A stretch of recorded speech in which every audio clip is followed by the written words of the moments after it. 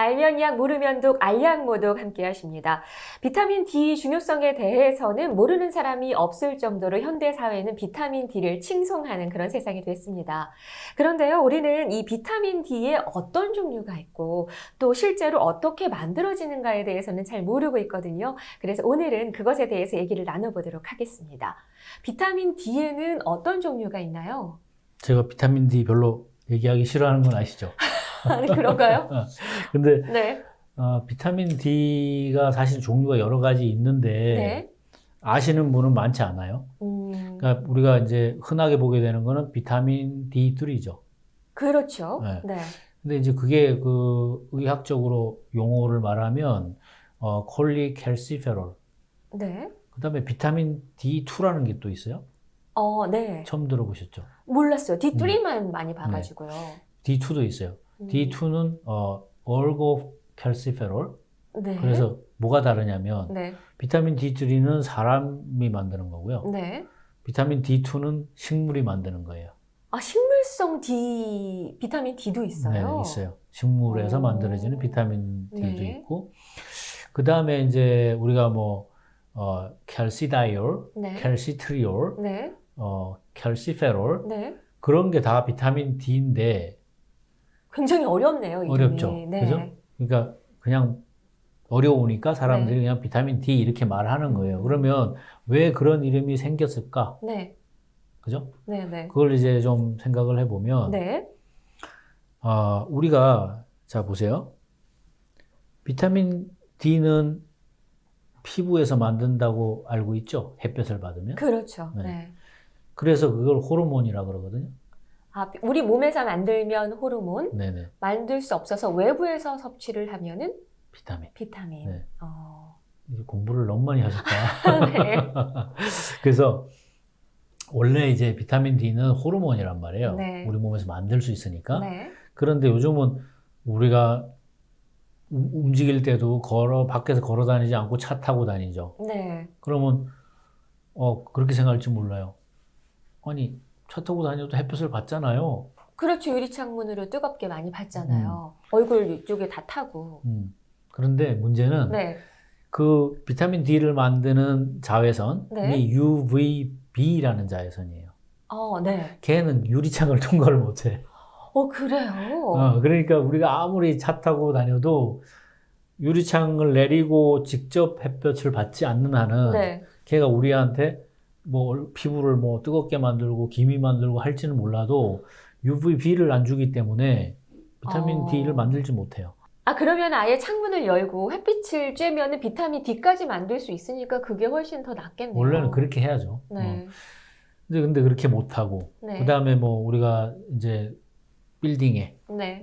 집안 생활을 많이 하잖아요. 그렇죠. 그런 거. 그래서 현재 이제 우리가 살고 있는 생활 구조 자체가 네. 햇볕을 잘 받는 생활을 못 하기 때문에 많은 사람들이, 특히 도시에 사는 많은 사람들이 비타민 D를 만들 수 있는 환경이 안 된다. 네. 그런 주장이죠. 또 그런 현실이고, 우리 인체가 어떻게 비타민 D를 만드냐면, 우리가 네. 햇볕을 받잖아요. 네. 그럼 여기 콜레스테롤이 있어요. 네. 이 이름이 복잡하거든요. 네. 그러니까 간단하게 얘기할게요. 콜레스테롤이 있는데 UVB를 맞으면, 네. 그 다음에 바뀌는 게, 그 콜레스테롤이 이제 비타민 D가 되는 거예요. 네. 그래서 콜리캘시페롤이라는 걸로 바뀌어요. 네. 그게 비타민 D3예요.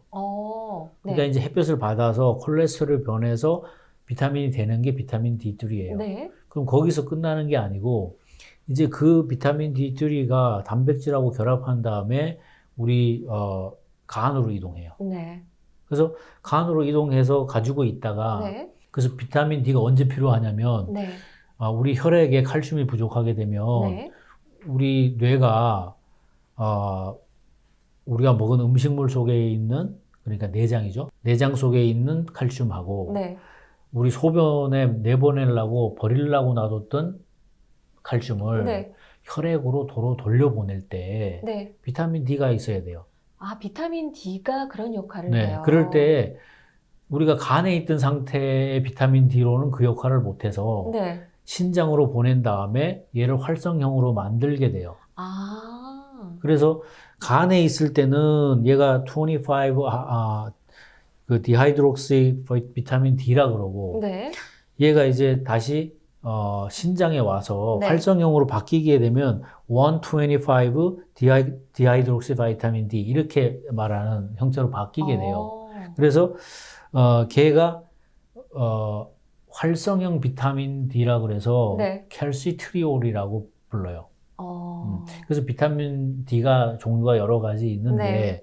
어쨌든 간에 이렇게 우리 그 콩팥에 와서 네. 활성형으로 바뀌어야만 비타민 D로서의 역할을 할 수 있게 되죠. 아, 그렇군요. 네.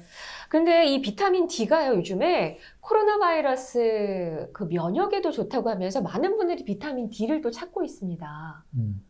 그거는 사실인가요? 최근에 이제 그런 주장들이 있죠. 네. 근데 이거는 이제 뭐 그렇게 간단한 이야기가 아니라서 네. 따로 한 편을 뭐 다루는 게 더 좋을 것 같아요. 그래요? 근데 네. 기본적인 컨셉은 어떤 거냐면 아까 콩팥에서 우리 비타민 D를 활성화한다고 그랬잖아요. 네. 근데 대부분은 거기서 해요. 네. 대부분 거기서 하는데 콩팥 이외에서 하는 곳이 있는데 네. 그게 어디서 하냐면 우리 림프절, 네. 림프나드라는 데서 하고, 그러니까 임파선이라는 데 있죠. 네네네. 거기서 하고, 그 다음에 우리 이 폐에 폐포가 있죠. 네. 숨 쉴 때 폐포가 뭐를 하는 거냐면 이산화탄소를 내보내고 산소를 받아들이는 데가 폐포가 하는 거예요. 그러니까 우리가 허파과리라고는 들어보셨죠? 네. 폐가 안에는 공기 주머니들이 왕창 들어있단 말이에요. 네. 그럼 거기 폐포에서도 비타민 D가 액티베이트 된다는 거예요. 네. 그래서 지금 생각하기는 폐포가 비타민 D를 액티베이트 한다는 뜻은 네. 이 산소를 주고받고 이산화탄소하고 산소를 교환하는 것도 이 비타민 D의 영향이 있을 거다. 그리고 이것은 우리의 대부분의 바이러스, 지금 코로나 바이러스나 인플루엔자 바이러스가 와가지고 1차적으로 싸우는 곳이 폐포란 말이에요. 네. 그래서 비타민 D가 이 폐포, 네. 폐 건강하고 네. 호흡기 건강하고 굉장히 연관이 있을 거라고 주장을 하고 있는 거죠. 아, 그렇군요. 그러니까 그 이야기는 따로 한 편을 다루는 게 좋을 것 같아요. 네, 그래야겠습니다. 네.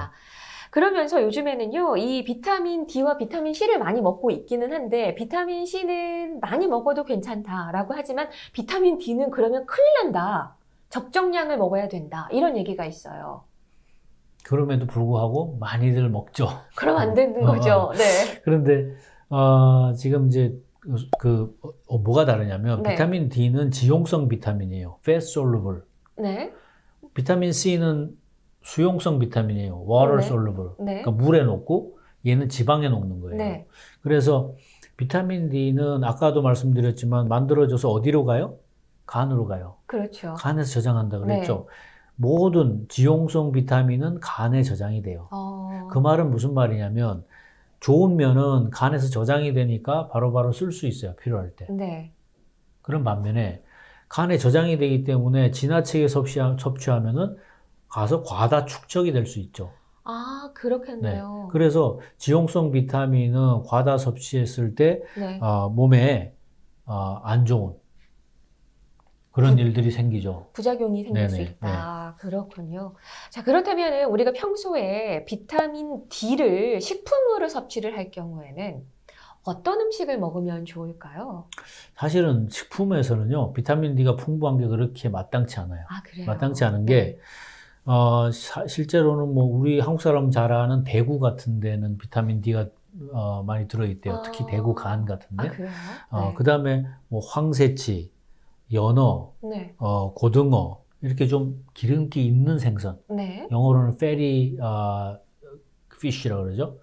그런 생선들에 들어있고 일부 그 식물에도 들어있죠. 근데 우리가 그렇게 많은 양이 들어있다고 하기가 어려워요. 네. 그래서 사실은 인간은 비타민 D를 햇볕으로 만들게 돼 있는 거예요, 기본적으로. 네네. 그래서 기본적으로 우리가 음식물로 보충한다는 것은 네. 사실 부족하기 때문에 네. 결국은 보충제에 의존할 수밖에 없게 되는 거죠. 그렇겠네요. 네, 그런데 지금 우리가 식품 중에는 네.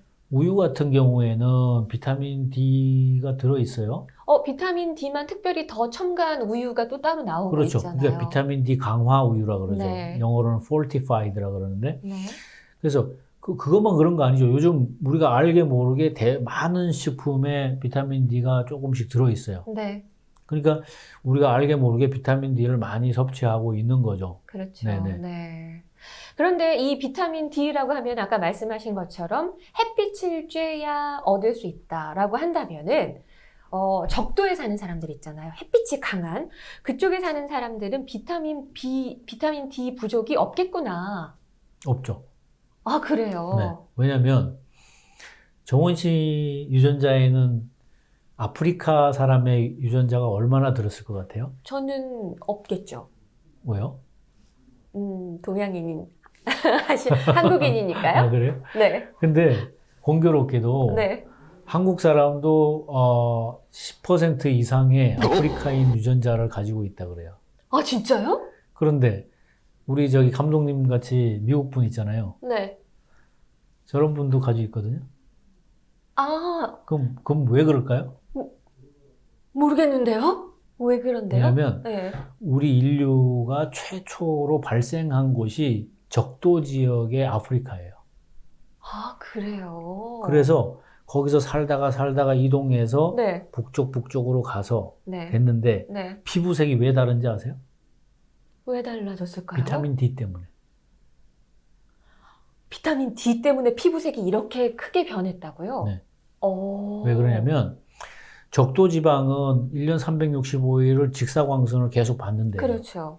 그리고 우리 초기 인류들은 뭐 옷이 있었겠어요? 뭐가 네, 있었겠어요? 그러니까 계속 받으니까 네. 우리 피부에 멜라닌 색소라는 게 있죠. 네.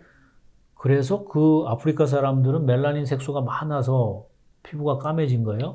왜냐하면 우리가 받는 비타민 D를 만드는 자외선이 UVB라고 하거든요. 네. UVB를 이렇게 자외선을 많이 받으면 피부가 망가지니까 네. 멜라닌이라는 색소를 통해서 그걸 방어해 준 거예요. 그러니까 아프리카 사람들은 네. 흑인들은 네. 기본적으로 비타민 D 부족이 있을 수가 없는 거죠. 왜냐하면 전제 자체가 네. 거기에 맞춰져 있기 때문에 그 환경에. 그런데 우리 인류는 지속적으로 이동을 해왔단 말이에요. 네. 그래서 일부는 유럽으로 가고 유럽으로 해서 또 저 그린란드까지 북쪽까지 갔겠죠. 네. 또 아시아 쪽으로 왔겠죠. 네. 또 뭐 건너서 이 아메리카 대륙까지 온 거란 말이에요. 네. 그래서 인류의 출발이 아프리카이기 때문에 다들 조그만큼씩의 유전자를 가지고 있어요. 아프리카 사람의. 네. 그런데 북쪽으로 가게 되면 네. 이 태양이 직접 쬐는 강도가 약해진다고요. 그렇죠. 그래서 피부에 멜라닌 색소를 자꾸 적게 만들어준 거예요. 10개 해서 비타민 햇빛을 D를 잘 받을 수 있도록. 네네. 그러니까 비타민 D가 중요하다고 안 할 수가 없죠. 피부색까지 이렇게 다 다르게 만들 정도면은 진짜 우리 인체의 중요한 요소겠네요. 그게 뭐냐면 칼슘 때문이에요. 칼슘? 네. 비타민 D는 네. 비타민 D가 하는 역할이 여러 가지 있겠지만 네. 그 중에서 가장 중요한 역할은 뭐를 하는 거냐면 우리가 음식물을 섭취했을 때 그 속에 있는 칼슘을 네. 우리 혈액 속으로 옮겨주는 이동수단.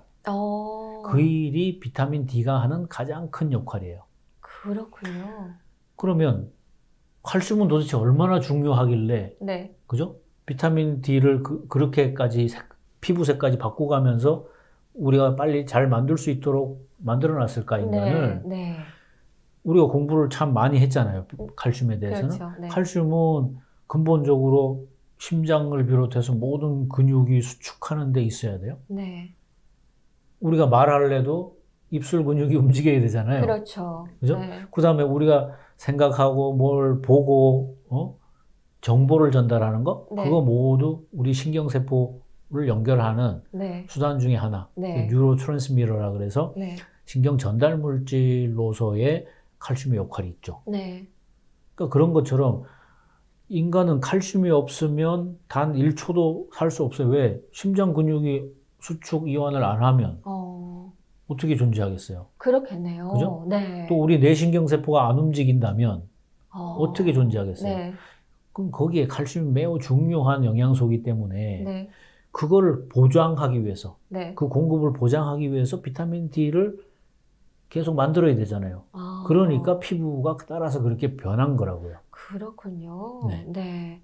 그러면 우리 비타민 D가 부족하게 되면 어떤 일이 생기게 되는 건가요? 비타민 D가 부족하면 제일 큰 게 그거죠. 칼슘 공급이 안 돼서, 네. 칼슘 공급이 안 되면 어떤 일이 생기냐면요. 우리 몸에서 칼슘이 제일 많은 데가 어디예요? 뼈. 뼈하고 치아죠. 네. 거기서 그냥 베껴다 쓰는 거예요. 어머. 그럼 어떻게 되겠어요?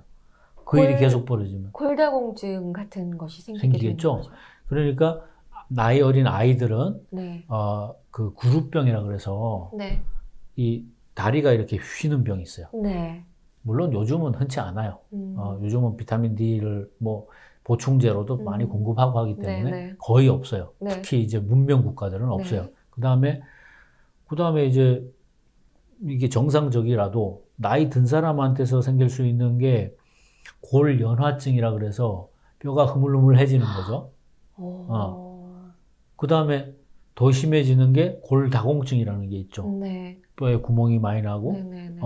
뼈가 비게 되는. 네. 그러니까 제가 가끔 가다가 골빈당이 된다고 그러잖아요.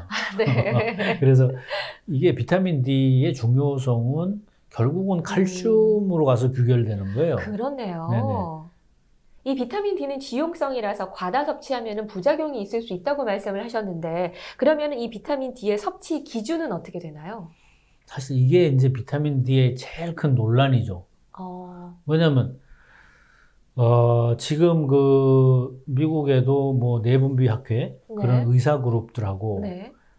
제약 회사 그룹, 그러니까 예를 들어서 비타민 D 협회 같은 그런 데들은 비타민 D를 많이 먹을수록 좋다고 지금 얘기를 하고 있고, 그래요. 또 이제 미국의 NIH 같은데, 네. 그다음에 미국의 할리먼 같은 데서는 그런 거 아니다. 이거 너무 많이 먹으면 안 돼요. 네. 이렇게 말을 하고 있는데 그게 이제 서로 상충되고 있죠. 근데 현재 그 미국 정부 기관의 기준을 적용한다 그러면 피 속에 말이죠. 네. 혈중 비타민 D 농도로서 12 나노그램 per 밀리리터가 네. 안 되면 네. 비타민 D 결핍증이라고 얘기를 해요. 12 이하일 경우. 12 이하일 때. 기준은 그럼 정상 범위는 어떻게 되나요? 정상 범위는 20에서 30으로 보죠. 그런데 지금 그 미국의 그 내분비 학회라든지 네. 이 비타민 D 협회 네. 이런 데서는 50 이상이라고 그러죠. 그런데 이제 제가 이 칼슘 관련해서 뼈 관련해서 정말 오랫동안 스터디를 한 사람이고 네. 제 경험하고 이런 그 리서치 결과로 볼 때는 네. 30 나노그램 per 밀리리터가 가장 좋은 수치다. 네. 그러니까 여러분들이 피 검사를 해서 혈중 비타민 D 농도가 30 나노그램 per 밀리리터 이상 되면 네. 굳이 비타민 D를 따로 섭취할 필요가 없다는 게 제 생각이에요. 평상시에 그냥 햇빛만 조금씩 쬐면은 괜찮을 그렇죠. 정도다. 네. 그리고 그 이하가 되면 보충을 해줘야죠. 네, 그래야겠네요. 그런데 문제는 지금 그 부작용에 대한 연구 중에 제가 여러분들한테 들려드리고 싶은 몇 가지가 있는데, 하나는 그 어떤 연구에서 이 비타민 D 혈중 농도가 32 나노그램 per 밀리리터예요. 네.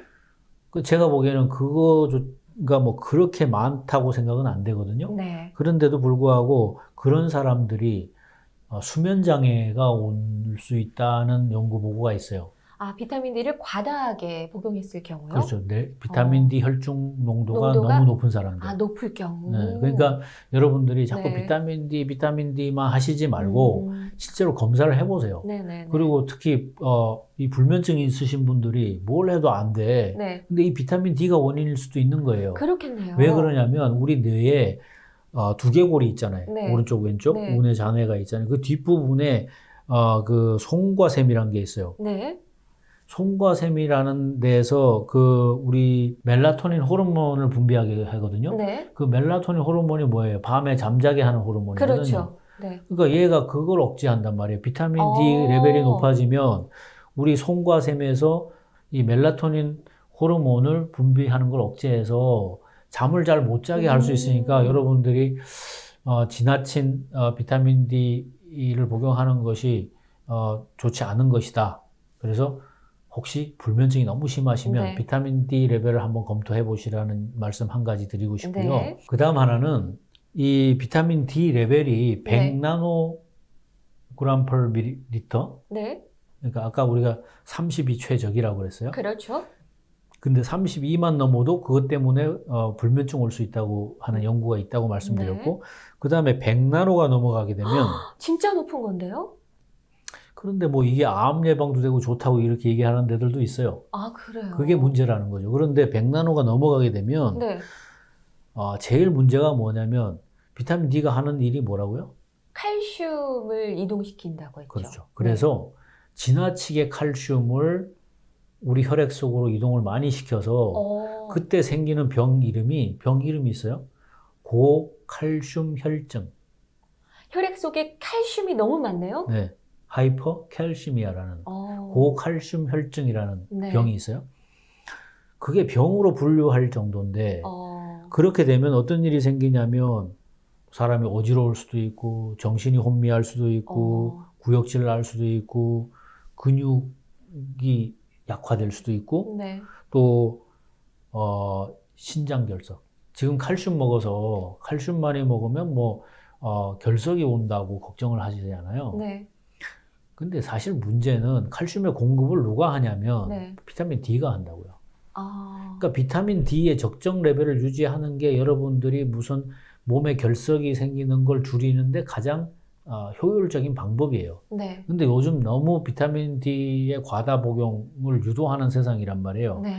그러니까 저를 욕하는 분들이 많은데 내가 이해를 못 하겠어요. 자기들 건강하라고 네. 조금 덜 네. 먹으라고 얘기하는 네. 건데 아니 도대체 무슨 생각으로 제 얘기를 듣기 싫어하는지 제가 이해를 못 하겠어요. 네. 근데 더 중요한 거 또 있어요. 그것뿐만이 아니고 심장 부정맥도 올 수 있고요. 그래요? 네. 또 뭐 두통, 복통. 네. 그러니까 비타민 D가 과다해가지고 생길 수 있는 것은 자기가 모르는 가운데 여러 가지 있어요. 이거는 제 얘기가 아니고 이거 이미 논문으로 나와 있는 얘기니까. 네. 그 다음에는 지금 더 이제 하나 더 올라가서 네. 임신부. 임- 임신부하고 임산부를 아세요? 차이를? 같은 말 아니에요? 공부 좀 합시다, 우리. 뭐냐면, 네. 임신부는 임신한 사람이야. 임신한 여자. 네. 응? 임신한 아녀자. 이렇게 네, 하면 네, 네. 임신부야. 임산부도 그런 거 아닌가요? 임산부는 아기를 낳은 사람. 임부하고 산부를 합한 거예요. 그러니까 아기를 가진 여성과 아기를 낳은 여성을 합한 게 임산부예요. 알겠어요. 네, 그래서 네. 그러면 아기 젖먹이는 엄마까지 합한 게 임산부고 네네네. 지금 이제 임신부 얘기하는 네. 거예요. 임신부 같은 경우는 이 비타민 D를 과다 복용하게 되잖아요. 네. 그러면 발작이 일어나고 경련이 일어날 수도 있어요. 그래요. 근데 더 나쁜 거는 네. 미국의 메이오 클리닉이 이걸 보고한 적도 있어서 굉장히 아주 난리가 났은 적이 있어요. 네. 근데 그놈은 자료가 없어졌어. 없어졌다고요, 지금? 요즘에 그런 거 자료 사라지게 하는 그래요? 거 있잖아요. 네. 그죠? 그러니까 요즘에 뭐 빌 게이츠가 어쨌는데 또 영상을 찾을 수가 없어. 네. 빌 게이츠가 인도에 가가지고 뭘 했는데 그 영상 찾을 수가 없어. 네, 네. 그런 것처럼 이 메이오 클리닉에 어떤 보고가 있었냐면 어떤 아기 엄마가 아기를 낳았는데 문외증 아기가 나온 거야. 네. 애가 뇌가 요만해야 되면 네. 그 3분의 1밖에 안 되는 네. 애가 나온 거예요. 네. 그래서 원인을 찾다 보니까 이분이 임신했을 때 네. 비타민 D를 그냥 영양제로만 생각하고 엄청나게 먹었다는 거야. 아기를 위해서. 네. 네? 그래서 난리 났던 적이 있어요. 그렇군요. 그러니까 실질적으로 비타민 D 과다 복용이 네. 태아의 성장 발달을 방해한다고 하는 연구 논문이 얼마든지 있습니다. 네. 그러니까 여러분들이 무조건 비타민 D를 많이 먹는 게 좋아요? 아니에요. 비타민 그렇겠네요. D의 목적은 칼슘을 적절하게 공급하기 위한 거니까 네. 또 칼슘이 지나쳐서도 안 되는 거예요. 네. 그러니까 모든 것이 다 연계가 돼 있는 겁니다. 우리 몸은. 네. 그래서 오늘 제가 정말 싫어하는 네. 비타민 D 얘기를 이제 하고 있지만 네. 그런 부분은 좀 생각을 하셨으면 좋을 것 같아요. 비타민 D는 그러면 적정하게 먹어야겠다 이런 생각이 드는데 그렇게 되면은요 한편 뭐 휴가에 해변에 나가서 막 햇빛을 너무 많이 쬐서 막 까맣게 타고 그렇게 됐어요. 햇빛을 많이 쬐면은 비타민 D 과다 안 되나요? 그거는 이제 우리가 아프리카로 돌아가야 돼요. 그 아, 생각을 그래요? 해봐야 돼요. 네. 그죠? 원래 인간은 네. 아프리카에 있었는데 네. 그 사람들이 1년 365일 동안 직사광선을 계속 받고 있잖아요. 그럼 그 사람들 다 뭐 피부암 걸려 죽어야 되죠. 아, 그렇겠네요. 그죠? 네. 네. 그러면 비타민 D 과다가 돼야 되겠죠. 네. 안 됐잖아요. 네. 그건 뭐냐면 우리 몸은 적정하게 컨트롤하는 호미오스테시스, 네. 항상성이라는 게 있어요. 네. 우리 몸은 어떤 경우에도 과하지 않게 조절하는 힘이 있어요. 근데 물론 그렇다 그래서 여러분이 하루 종일 아프리카 사람도 아닌데 네. 하루 종일 가서 해변에 가서 햇볕 쐬고 있으면 당장 익죠. 네. 피부가 상하죠. 네. 그러니까 그런 미련한 짓을 할 사람도 없고, 근데 일반적으로는 그걸 그 실험한 경우가 있는데 네. 장기간 지금 말씀하신 대로 이게 햇볕에 노출을 시켜가지고 이제 태닝을 했어요. 네. 그랬더니까 최고로 올라가는 게 75 나노그램 per 밀리리터. 네. 거기가 맥시멈이었대요. 그래서 우리가 고의적으로 네. 햇볕을 막 지나치게 억지로 쐬는 게 아니면 뭐 그렇게 우리가 그냥 잠깐 하루에 15분 정도 햇볕 쐬는 거, 그것도 중요한 게 뭐냐면 북위 37도 이하에서는 네. 하루에 15분 정도만 하고 일주일에 한 서너 번 정도만 해도 자기한테 필요한 비타민 D를 다 만든대요. 그렇군요. 근데 북위 37도가 넘어가면 네. 햇볕이 오는 경사가 다르기 때문에 보통 11월부터 네. 그 다음에 3월까지는 네. 비타민 D를 못 만든대요. 어. 그러니까 여러분들 중에서 미국으로 치면요, 미국 땅의 절반을 딱 자르면 그게 북위 37도예요. 아, 그래요? 그래서 네. 그 위에 사시는 분들, 일리노이주나 네. 저런 벌몬트나 네. 저 위에 시애틀, 네. 오레곤 이런 데 사는 분들은 그런 겨울철에는 네. 비타민 보충제를 좀 드셔주시고, 네. 우리처럼 이렇게 캘리포니아에 사는 사람들은 1년 365일 햇볕만 잘 쐬도 비타민 D가 필요한 만큼 공급된다니까 네. 너무 걱정하지 않으셔도 될 것 같아요. 그렇습니다. 자, 오늘은요, 현대인에게 가장 중요하다고 생각이 되는 비타민 D에 대해서 알아봤습니다. 알면 약, 모르면 독, 알약 모독. 오늘 이 시간 도움 말씀에 쇼니 박사님과 함께 얘기 나눠봤습니다. 고맙습니다. 구독, 좋아요 눌러주세요.